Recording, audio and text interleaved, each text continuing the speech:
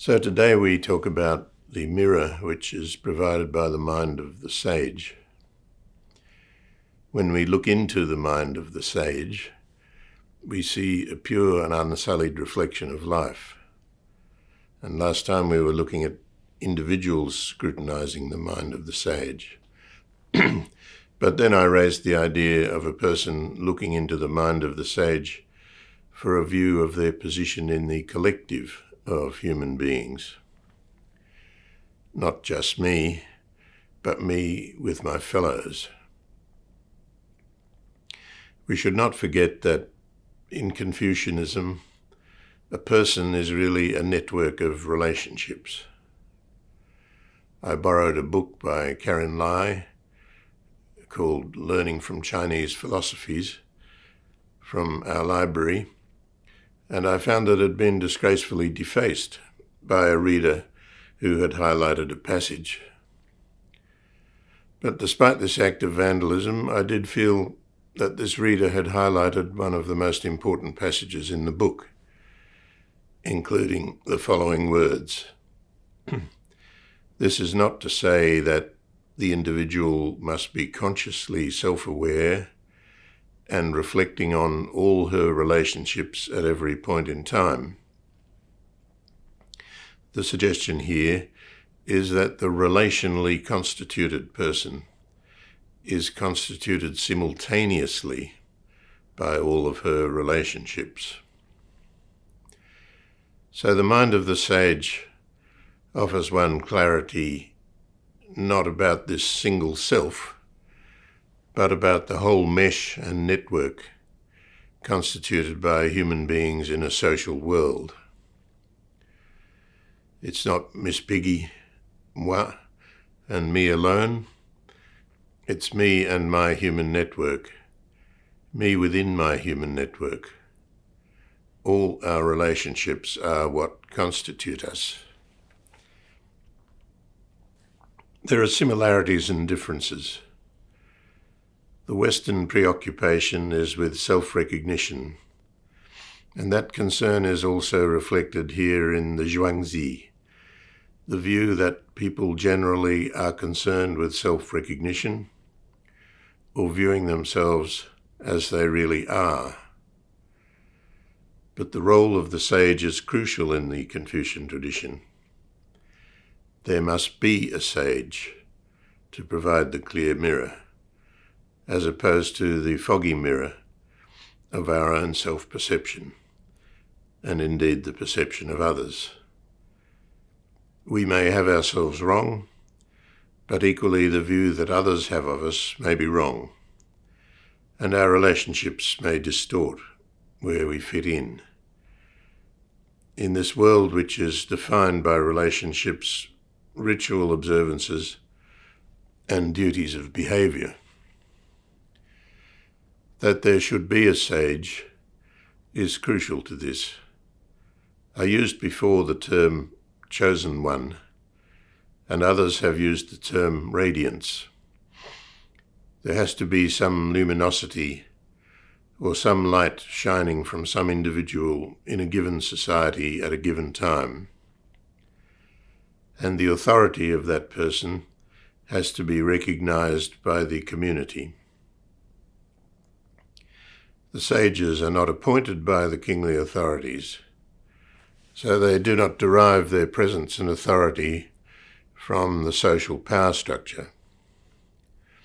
On more than one occasion, Confucius refused senior government appointments, and so did the Master Zhuang, who laughed at the proposal of such an appointment. The sage arises from society on the basis of his own moral authority. This is the authoritativeness of Ren, the excellence of humaneness or benevolence, which radiates and commands respect. The view is that there must be such people, and that we need them for clarity of self-perception. There must be such a mirror available to us. This sage is not full of advice, propositions or syllogisms. The mirror image clarity provided by the mind of the sage is not full of words.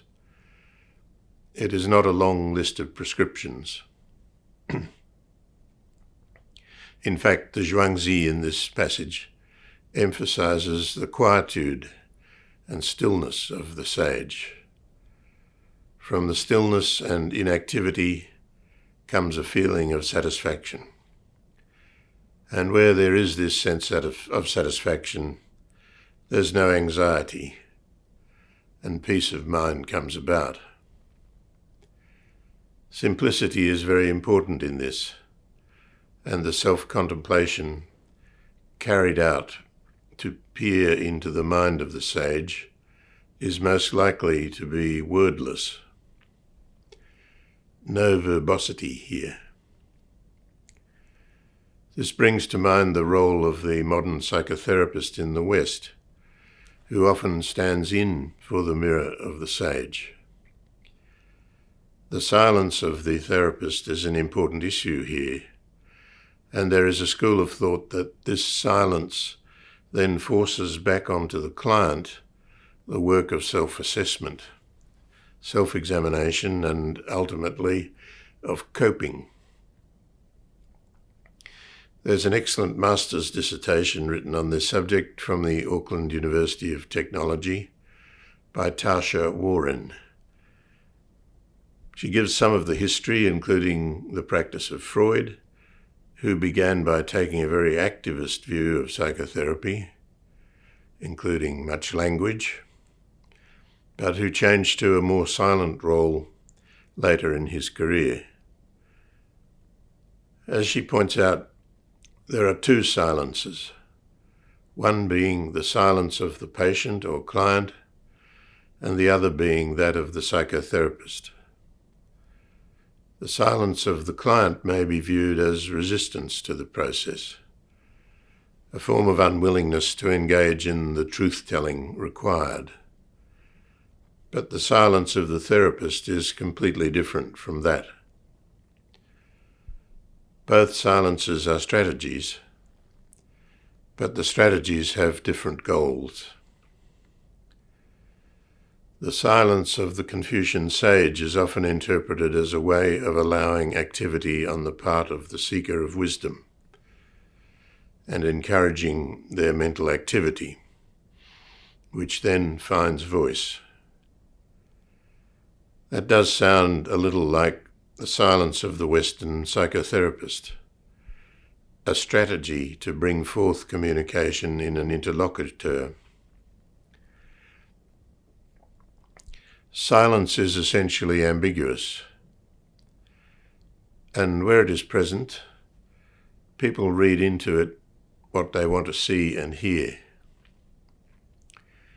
It actually offers the opportunity for people to superimpose themselves on the vacuum or emptiness offered by the other.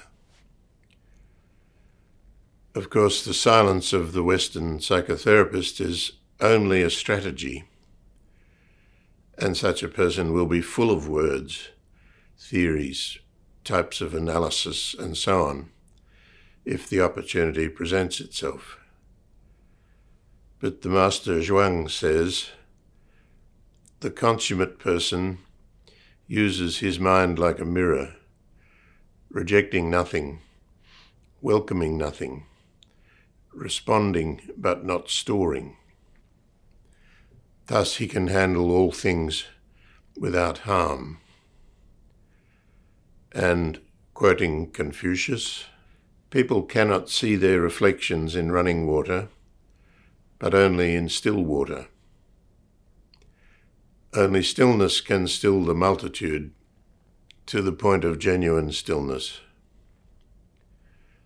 Though all life forms receive their vitality from the earth, it remains constantly replete only in the pine and the cypress, so they remain lush and green both summer and winter.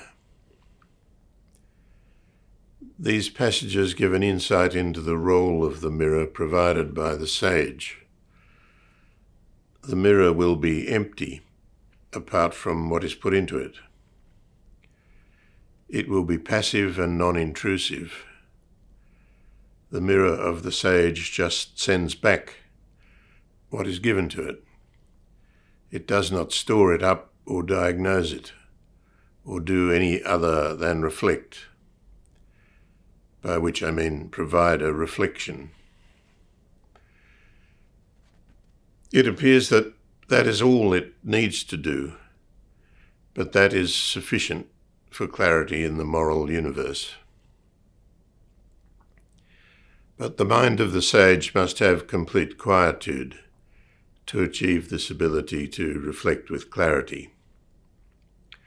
As we saw, there must be no activity.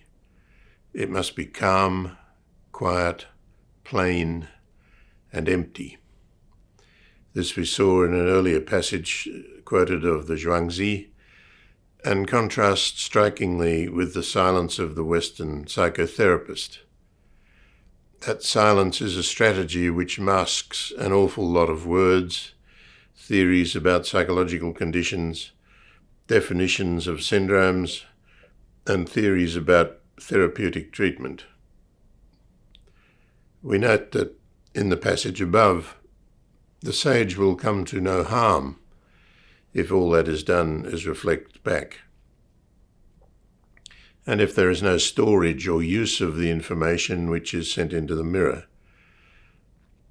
the emptiness of the mirror is a requirement, and in this way there will be a pure and unsullied contemplation. Looking into emptiness is what provides the self-insight, and which brings about a sense of stillness. We note the emphasis on stillness, in that Confucius says that stillness of water can create stillness in our own spirits, and he suggests that stillness begets more stillness. The stillness of the water provides the mirror for the human being, and the stillness spreads so that the population more broadly benefits from it. Stillness is a response to emptiness, the emptiness of the mind of the sage, whose mind is like a mirror which does not yet contain an image, in that no one is yet looking into it. The mind of the psychotherapist is not empty. There are years of training required, and so it could not be. But this is also the case with the Confucian Sage, in that there are years of hard thinking and disciplined behaviour which have gone into making this mind the way that it is. And this is the significant difference between the two. Self-contemplation through the mind of the Confucian Sage is an attempt to achieve stillness through responding to a mind which is neutral, plain, and silent, and simply sends back an image of what is given. The silence of the psychotherapist is simply a stratagem, even less than a strategy, which awaits the moment for a doctrinal instruction. So thank you for joining me again, and next time we will discuss the principle of wu-wei, of doing nothing, closely allied to the theme of stillness.